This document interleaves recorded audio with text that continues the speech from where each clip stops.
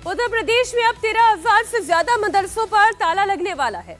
निदेशक अल्पसंख्यक कल्याण की अध्यक्षता में बनी 3 सदस्यीय एसआईटी ने जिन जिलों में अवैध मदरसे पाए हैं उनमें सबसे ज्यादा सिद्धार्थनगर में 800, बहराइच में 600, महाराजगंज में 550, गोंडा में 500 तो श्रावस्ती में 400 मदरसे अवैध पाए गए।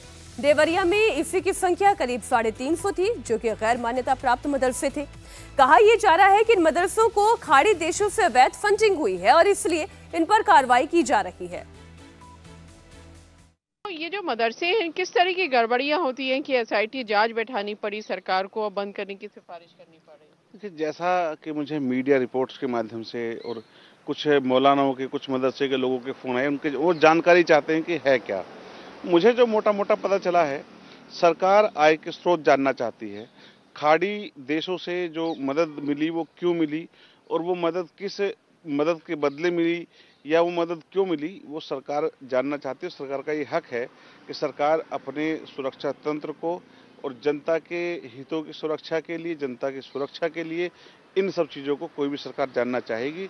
लोग इसको आगे आएँ, बताएं, अपने आय के स्रोत बताएं, उनका पढ़ाने का मकसद क्या है, पढ़ने के बाद बच्चों का एजुकेशन स्तर रहता क्या है, वो नौकरी किस तरह से करते हैं, उनका जीवन किस तरह चलता है, बहुत सारे सवाल हैं।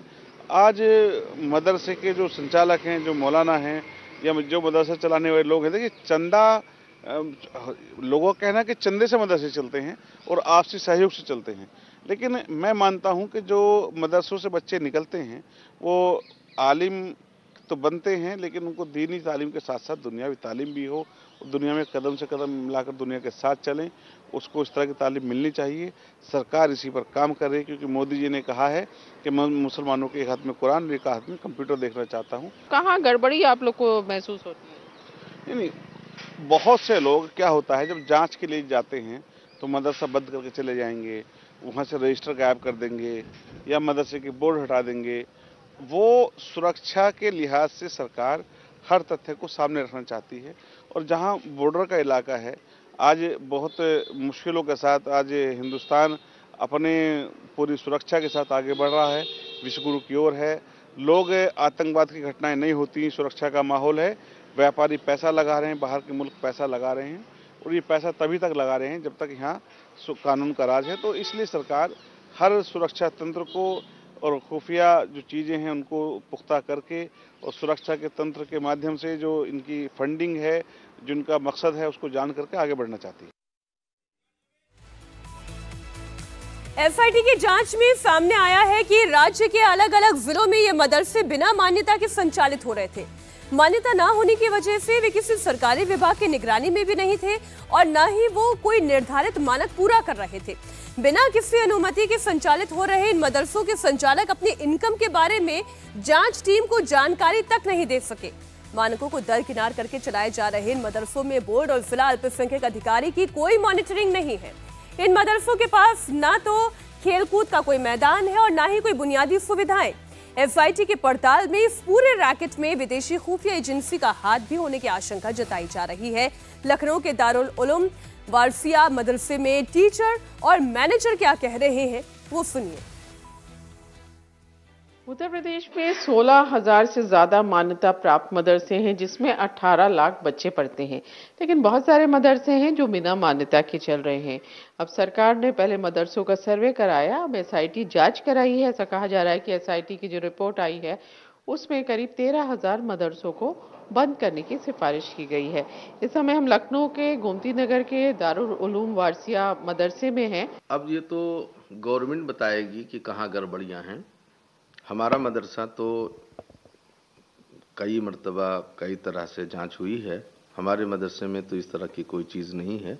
अगर जो गलत है तो गलत है, जो गलत हैं गवर्नमेंट उनके ऊपर कार्रवाई करे, लेकिन जो लोग सही हैं उनकी गवर्नमेंट मदद भी करे। अगर मान लीजिए किसी मदरसे में कोई कमी और ख़राबी नहीं पाई जाती है तो क्या क्या फैसिलिटीज़ गवर्नमेंट उन्हें दे सकती है, तालीम के फ़रोग़ और तरक्की के लिए क्या क्या चीज़ें वहाँ ला सकती है, गवर्नमेंट को चाहिए कि उनकी मदद करे।